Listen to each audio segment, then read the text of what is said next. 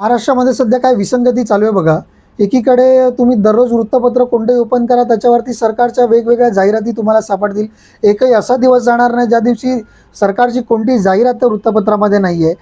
त्याचबरोबर तुम्ही मागे पाहिलं असेल की छत्रपती शिवाजी महाराजांचा फोटो आणि त्यासोबत मुख्यमंत्र्यांचा फोटो असे संपूर्ण राज्यभर होर्डिंग्स लागले होते, बस स्टॉपवर फोटो लागले होते, बॅनर लागलेले होते, दिवाळावर ते बॅनर्स लागलेले होते.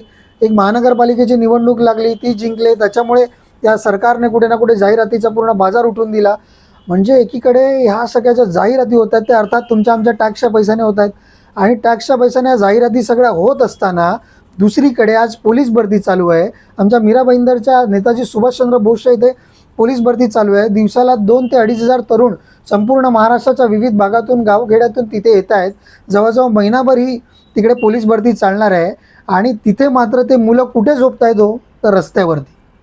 म्हणजे पुरोगामी बनवून घेणाऱ्या महाराष्ट्रामध्ये, फुले शिवशाहू आंबेडकरांचा म्हणून घेणाऱ्या महाराष्ट्रामध्ये, प्रगत म्हणून घेणाऱ्या महाराष्ट्रामध्ये पोलीस भरतीसाठी येणारा तरुण कुठे झोपतोय, तर रस्त्यावरती झोपतोय. त्याची सोय व्यवस्थेने करून दिली आहे, पण ती कुठे करून दिली आहे? 6-7 किलोमीटर लांब. आता तो मुलगा बिचारा कुठून तरी गावखेड्यातून येतोय, नंदुरबारवरनं येतोय, यवतमाळवरनं येतोय, तो इकडे ते कसं शहरामध्ये मॅनेज करणार आहे? कुठून एवढे पैसे आणणार आहे?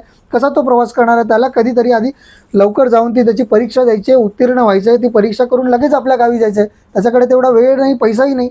मात्र व्यवस्थेला कुठेही त्यांचं काही देणं घेणं पडलेलं नाही असं दिसून येत आहे.